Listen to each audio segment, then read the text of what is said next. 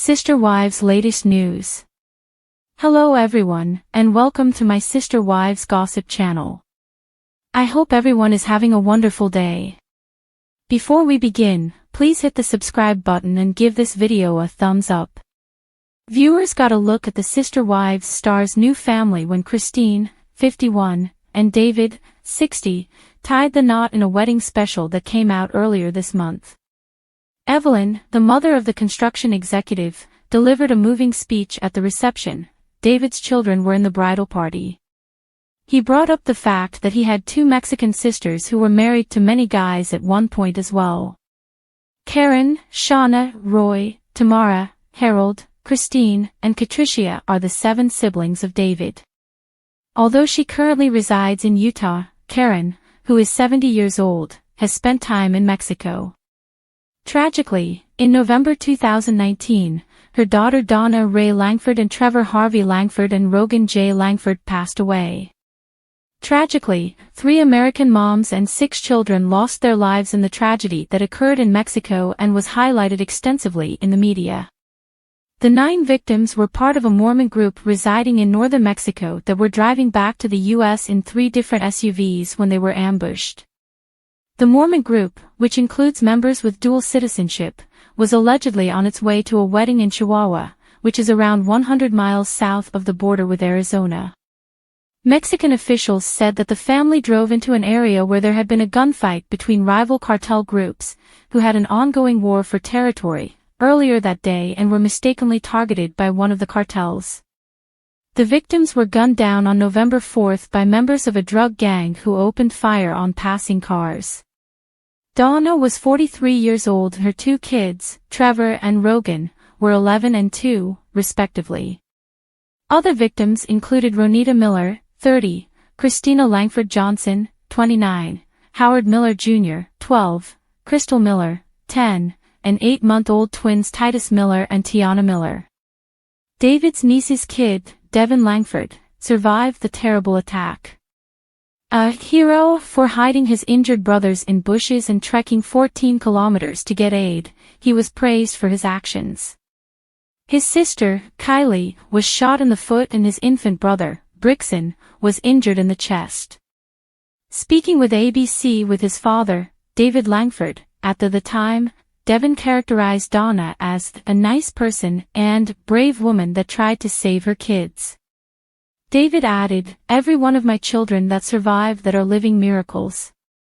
How many gunshot holes were discharged into that vehicle, at that awful sight, and how many children were involved? It's fantastic. It's beyond incredible that they survived. Meanwhile, Donna's mother, also David Woolley's sister, talked to Reuters about the death of her daughter, one of her 7 children. Karen remarked, "I can still hear her chatting, saying, 'Hi Mom, good morning.' You know. She will certainly be missed. The following month of the attack, the Attorney General's Office of the Republic made a statement in a news release that indicated numerous persons related to the indescribable violence and homicides were apprehended. By February 2021, Mexican authorities reported that 20 people were detained in the case and additional warrants remain pending.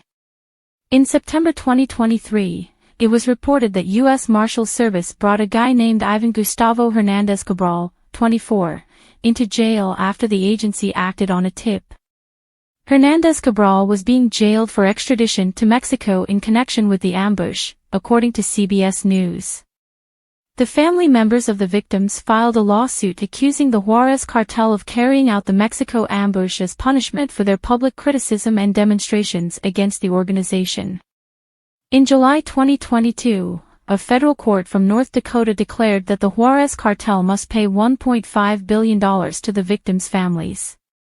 It was later announced that the U.S. Magistrate Judge Claire Hochhalter's award was automatically quadrupled under the Anti-Terrorism Act, raising the sum to $4.6 billion. The victims that were slaughtered were members of the LeBaron family, who broke away from the Church of Latter-day Saints decades ago.